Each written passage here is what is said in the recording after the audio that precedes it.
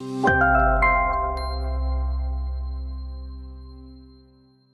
वक्त हमारे साथ मौजूद हैं गोरखपुर के सहजनवा से भाजपा विधायक शीतल पांडे जी, जिनसे हम तमाम राजनीतिक घटनाक्रमों पर चर्चा करेंगे। सर, सबसे पहले तो बहुत बहुत स्वागत है आपका इनसाइडर न्यूज में। धन्यवाद। सर, मेरा पहला सवाल है 2022 के लिए क्या तैयारियां हैं और क्या टारगेट आप लोग लेकर चल रहे हैं योगी आदित्यनाथ सरकार के नेतृत्व में? देखिए, टारगेट हमारा बहुत स्पष्ट है। हम पुनः सत्ता में आ रहे हैं और पूज्य योगी आदित्यनाथ जी पुनः अधिक सीटों को लेकर अपने नेतृत्व में चुनाव जीतेंगे और सरकार बनाएंगे। सरकार आपने कहा कि बनेगी दोबारा और मुख्यमंत्री भी योगी आदित्यनाथ ही रहेंगे। आज भारतीय जनता पार्टी में बसपा के कई कद्दावर नेताओं ने ज्वाइनिंग की है। कल कांशीराम जी के पुनर्निवास दिवस पर मायावती जी ने तमाम लोगों को संबोधित भी किया था और आज बसपा में कई लोग ज्वाइन हो गए। क्या समायोजन है इस तरीके का, क्या कहना चाहेंगे इसको लेकर? देखिए, ऐसा है, हमारी पार्टी जो है विचारधारा और कार्यक्रमों के आधार पर है। हमारी राष्ट्रवादी सोच है।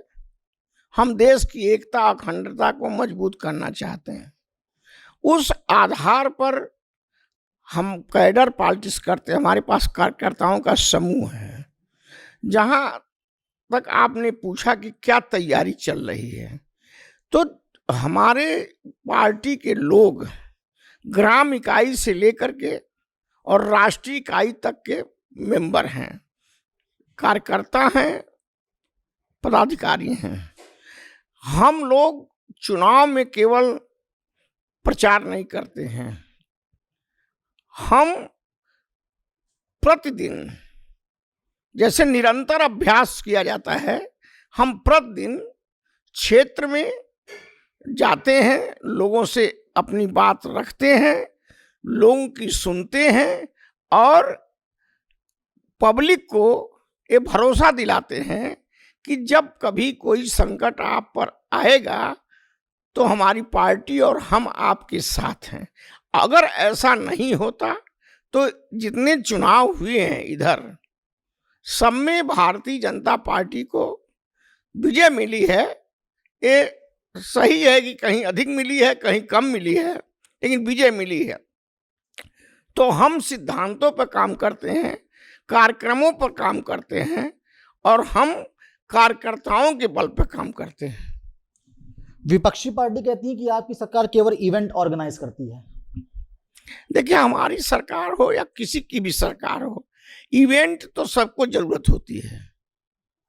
सबको बिना इवेंट के, कोई लक्ष्य के, किसी कार्यक्रम को कोई काम कार्यकर्ता हम जब जाएंगे कार्यकर्ताओं के बीच, तो हमको ये कहना है कि हम राष्ट्र को मजबूत करना चाहते हैं। हम सेना जो हमारी सरकार, देश की चौहद्दी है, देश की सीमाएं हैं, हम उसको सुरक्षित रखना चाहते हैं। हम हर नागरिक को सुरक्षा देना चाहते हैं। हम महिलाओं को सम्मान करना चाहते हैं। हम लड़कियों को शिक्षा देना चाहते हैं। हम नौजवानों को रोजगार देना चाहते हैं। तो हम या कोई भी पॉलिटिकल दल जब जनता के बीच जाएगा तो किसी न किसी प्रकार की इवेंट से ही जाएगा। रोजगार की आपने बात करी है, लगभग 100 दिन बीत गए हैं। 69,000 शिक्षक भर्ती के जो अभ्यर्थी हैं वो रोजगार मांगने के लिए लगातार प्रदर्शन कर रहे हैं, लेकिन सरकार उनकी सुनवाई नहीं कर रही। ऐसे में जो विपक्षी दल हैं वो उन्हें समर्थन दे रहे हैं, तो कैसे तालमेल बिठाएंगे 2022 के चुनाव में इसका? नहीं, ऐसा है कि विपक्षी दल समर्थन कर दे रहे हैं, और जब विपक्षी दल की यहाँ सरकार थी और यहाँ वो केवल कुछ सैकड़ों की बात कर रहे थे, हमको दे दिया जाए भत्ता, तब तो नहीं दिए। लेकिन योगी जी की सरकार इस समय 10,000 से ऊपर लोगों को दे रही है मानदेय और अधिक से अधिक लोगों को भर्ती करने। अब देखिए, 69,000 शिक्षक भर्ती हुए।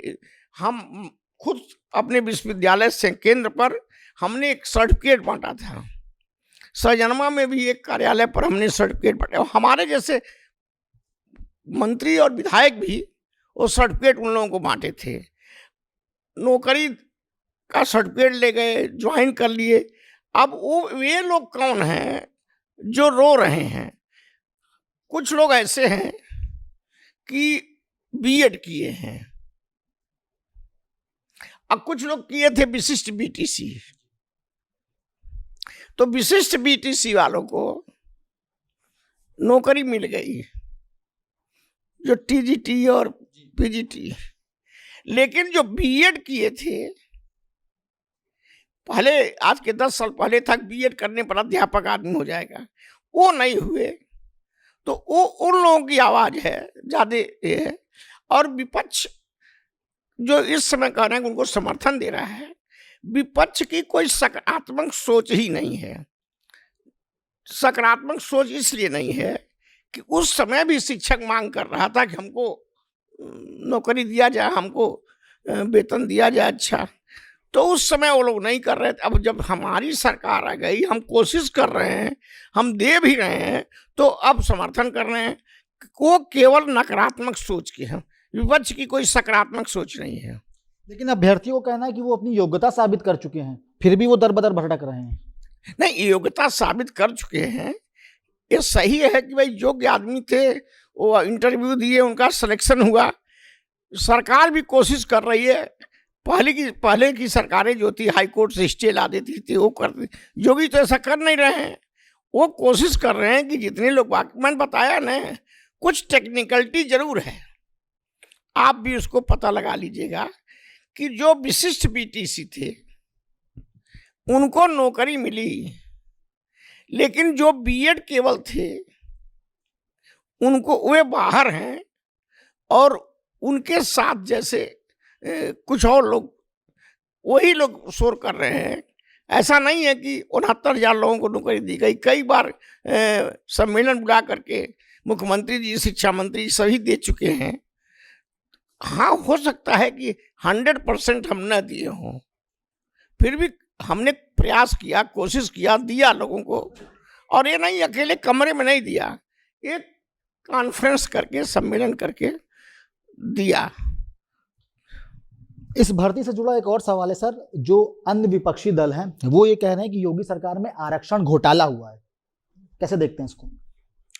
हम ये कह रहे हैं कि एक कोई छोटी चीज तो है नहीं, नैनो टाइप, कि हम उसको छिपा करके काम करते हो। भर्ती तो पुरुष और महिला का होगा, भर्ती सामने होगी, पत्रकारों के सामने, न्यूज चैनल के सामने।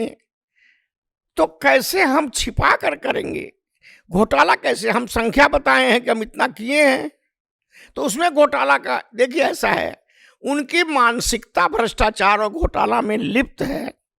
वो लोग कभी पारदर्शिता का काम नहीं किए हैं। आज तक वे झूठे नारों पर रहे हैं।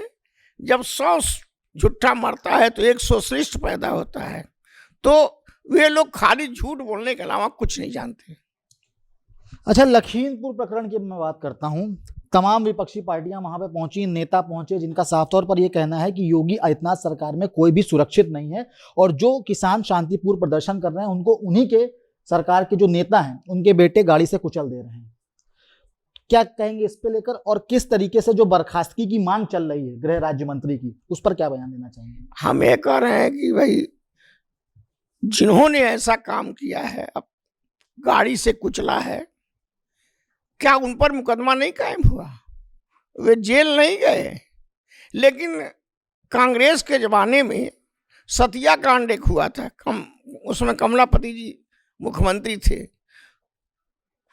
तंदूर की तरह उसको भूज भूज के टुकड़ों टुकड़ों में प्रदर्शन किया गया था, वो भूल गए।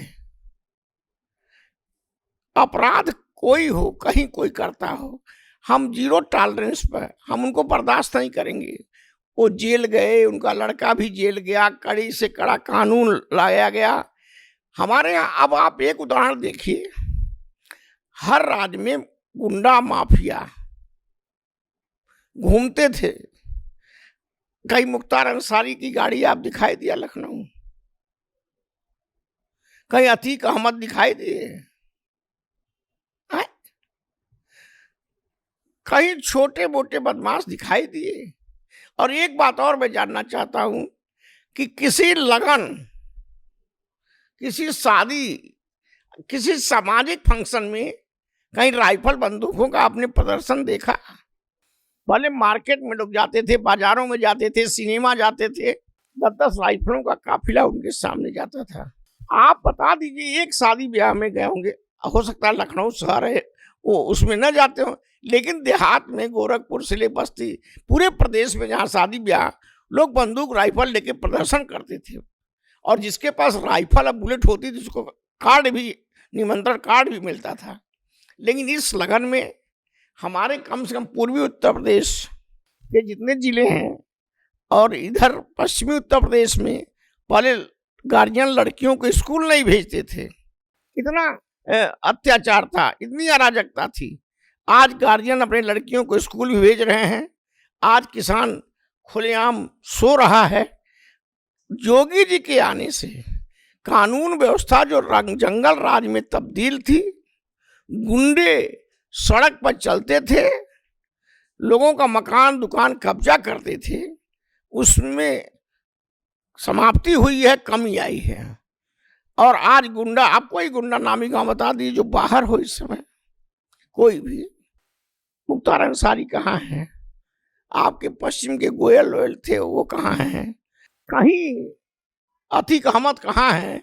क्या हम ही नहीं करें कि काश के कोई अन्य वर्ग का भी बदमाश अगर कहीं रहा है तो या तो उसका इनकाउंटर हुआ है या तो जेल में है। हवा से शासन चलता है। और उत्तर प्रदेश में योगी जी का ये हवा है कि भाई हम जरा सा गलती काम कर दे वो ठोक देंगे। उन्होंने कहा कि जो हमारे गरीबों पर, जो हमारे पुलिस पर गोली चलाएगा, हम उसको फूल माला नहीं देंगे। योगी जी का स्पष्ट बयान है। और उन्होंने कहा कि भाई हमारे जो पुलिस वाले सुरक्षित नहीं रहेंगे, जनता सुरक्षित, तो हम किसी अपराधी या किसी को माला नहीं पहनाएंगे। वो अगर ऐसा करते हैं तो उसके लिए, रिजल्ट के लिए तैयार रहें। एक असर पड़ा है प्रदेश में अपराध पर। हम पश्चिमी उत्तर प्रदेश के, लेकिन इधर लखनऊ के इधर और इधर अगल बगल सीतापुर और अगल बगल बनारस, इलाहाबाद, कहीं गुंडई नाम की। अब देखिए ऐसा है, मान लीजिए हम खेत में हम धान कटवा रहे हैं, मेड़ का झगड़ा है, अचानक कोई गोली दोनों पक्ष में चल जाए तो वो अपराध श्रेणी में नहीं, वो एक्सीडेंट है, अचानक घटना है। लेकिन योजनाबद्ध तरीके से अपना करके, आप यह भी सुने हैं कि प्रदेश में माफिया थे, राइफल बंदूक पर हर पीडब्ल्यूडी और सिंचाई विभाग में ठीके पर उनका कब्जा रहता था। मेडिकल कॉलेज में सामान सप्लाई के लिए उनका ठीका रहता था। हर जगह हावी थे। इस समय कोई नहीं हावी है। सर, ठोक दो नीति पर आपने बात की कि मुख्यमंत्री योगी आदित्यनाथ का कहना है कि जो भी बुरा करेगा उसको ठोक दिया जाएगा। लेकिन जो उत्तर प्रदेश के पूर्व मुख्यमंत्री हैं अखिलेश यादव, वो कई बार इस बयान पर तंज कस चुके हैं। अखिलेश यादव जी तंज कस चुके हैं, लेकिन उन्हीं के राज्य में अगर सबसे ज्यादा इनकाउंटर हुआ तो यादव भाइयों का हुआ, जो गांव गऊ गंगा के पुजारी हैं। अखिलेश कहते हैं कि हमको तंज कसते हैं। उनके बदमाश राज्य में तो निर्दोषों का इनकाउंटर हुआ और यादव, खासकर यादव भाइयों की इनकाउंटर हुआ, तो वो क्या तंज कसेंगे भाई? वो हंसे, उनके पास तो 72 छेद है। ये लोग तो चौराहे की अराजकता के कारण मुलायम सिंह को हरा दिए, अखिलेश को हरा दिए। चौराहे पर बैठते थे और किसी बाभन ठाकुर, लाला बनिया, किसी साधारण आदमी को कहते थे 2 चाटा मार करके, जानते हो नहीं अखिलेश भैया की सरकार है। आधा तो उनके कार्यकर्ता अराजकता के कारण उनको हरा दिए पिछली बार। तो वो तंज न कसे, वो कालिदास की अपने ही लोगों से द्वारा फिर हारेंगे। एक बार बयान दे दिए, पता नहीं होश में थे कहा नहीं, कल हम 400 जीतेंगे, 403 में ही 400 जीतेंगे। तो योगी जी ने कहा कि कहीं 500 नहीं कह दिए, समझे आपने? तो देखिए क्या तंज कसेंगे। उनके राज्य में निर्दोषों को मारा गया है, FIR तक नहीं, कुछ विशेष जात के लोगों पर होता था, समझे आपने?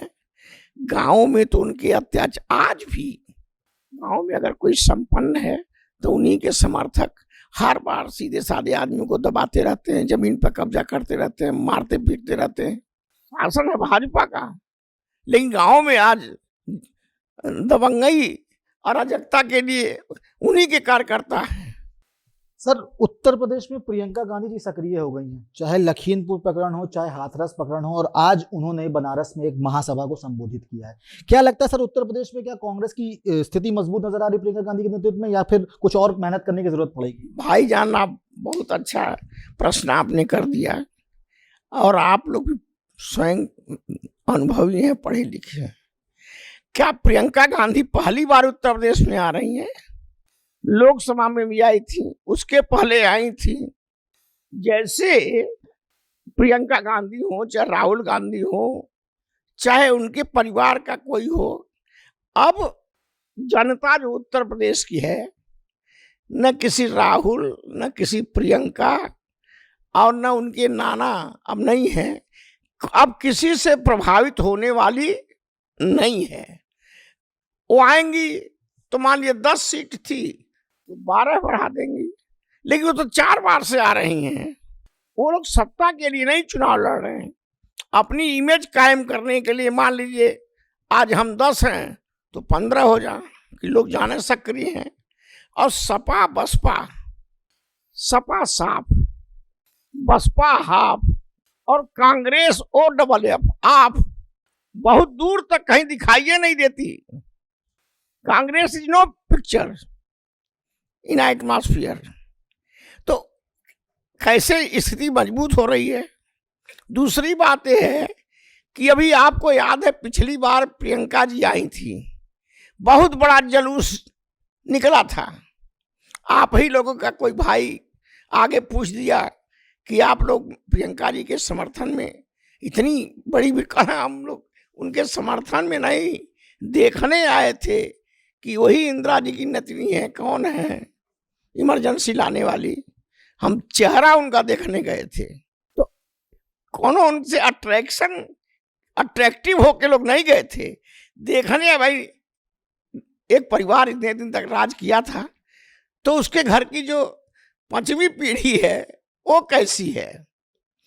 वो लोग तो भाई प्रियंका के लड़के को भी अब आगे बढ़ा सकते हैं, सब प्रयोग तो कर चुके। तो अब वो लोग परिवार से अलग नहीं। प्रदेश की राजनीति, हिंदुस्तान की राजनीति अब किसी परिवार तक नहीं सीमित रहेगी, किसी व्यक्ति तक सीमित नहीं रहेगी।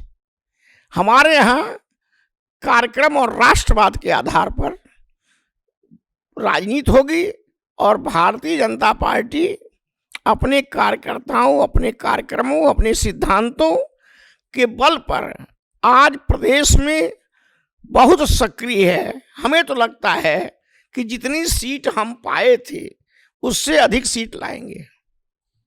एक छोटा सा सवाल मेरा और है सर, एक तरफ किसान आंदोलन चल रहा है, एक तरफ आप ही के पार्टी के सहयोगी रहे ओम प्रकाश राजभर लगातार मुखर होकर आपके खिलाफ बयानबाजी कर रहे हैं। कैसे इन दोनों से सामंजस्य बैठाएंगे और किस तरीके से 2022 में इन लोगों की काट लाएंगे आप? 0 + 0 = 0, 0 + 0 = ओम प्रकाश राजभर अगर भारतीय जनता पार्टी से टिकट न पाए होते तो पिछला चुनाव ही नहीं जीतते। और उनकी बेवफाई पर क्या हम कहें। मंत्री थे भाजपा में, कैबिनेट मंत्री, आलोचना सरकार की करते थे, अब निकाल दिए गए।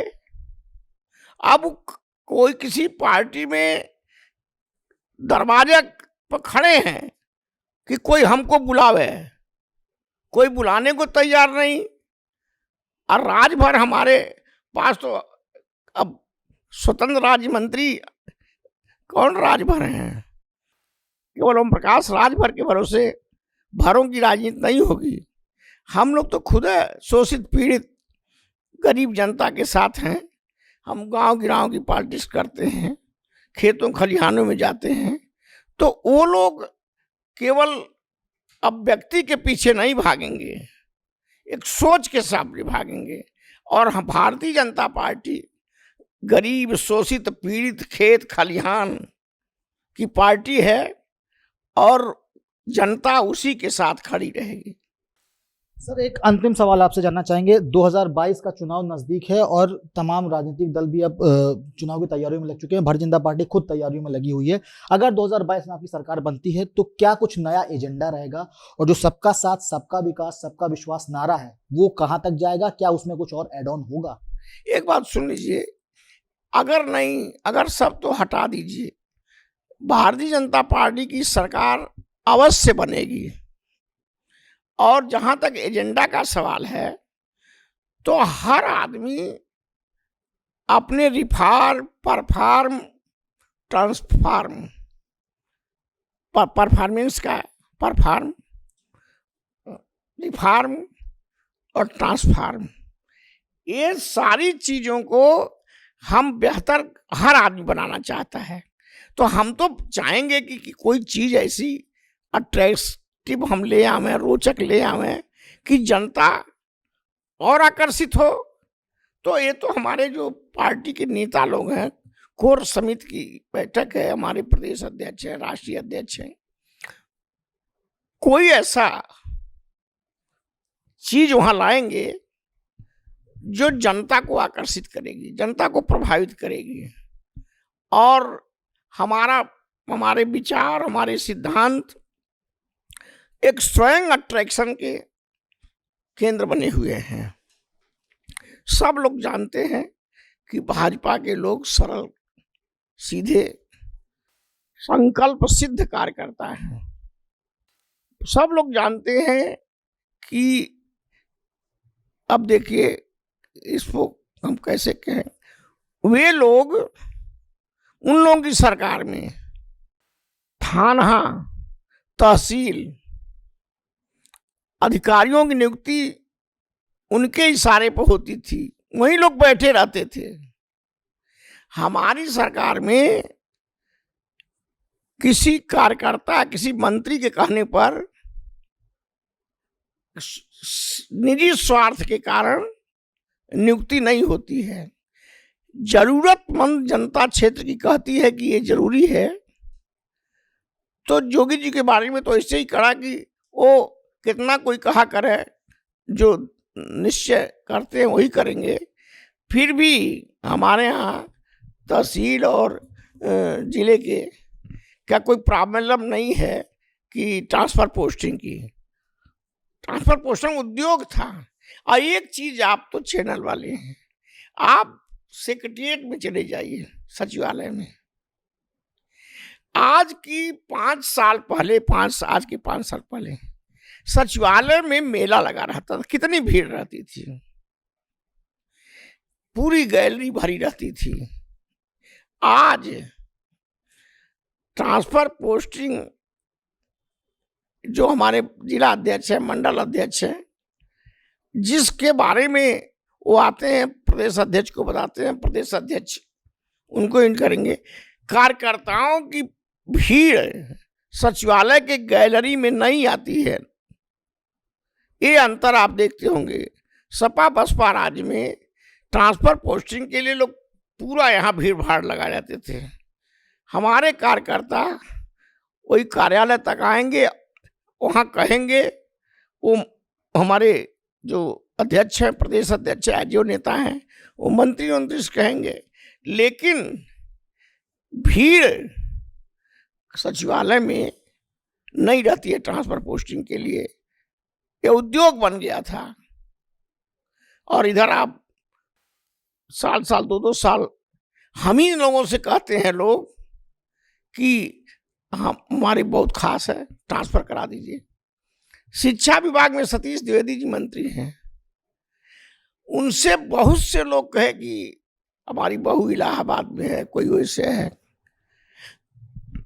शिक्षा विभाग में आप देखेंगे, स्वयं निरीक्षण कर लीजिए, सतीश भी, अब उनको भले भला बुरा कोई कहे, कड़ा है, ट्रांसफर इधर उधर बहुत नहीं किए हैं, एक शासन अनुशासन पैदा किए हैं। नहीं तो हर आदमी ट्रांसफर ही पोस्टिंग में जाता था। प्राइमरी, इसको नाम नहीं लेना चाहिए, मतलब स्कूल नहीं लोग जाते थे, विद्यालयों में पढ़ाई नहीं होती थी। तो ये वातावरण बदला है। परिस्थितियां बदली हैं, माहौल बदला है, कोशिश हो रही है कि एक शांतिपूर्वक वातावरण पैदा किया जाए और ताकि सरकार स्मूथली चले और अपने कार्यकर्ताओं का भी भला हो। तो ये थे शीतल पांडे जी, जिनका साफ तौर पर कहना है कि 2022 के चुनाव में भारतीय जनता पार्टी पिछली बार से ज़्यादा सीटें जीतेगी और एक बार फिर से योगी आदित्यनाथ मुख्यमंत्री के पद पर बैठेंगे और साथ ही उत्तर प्रदेश में वातावरण चेंज किया जाएगा और एक स्मूथली सरकार चलाकर जनता को विकास की पथ पर दौड़ाया जाएगा। प्रिंस बाबूलाल के साथ अभिषेक पांडे, डेली इंसाइडर, लखनऊ।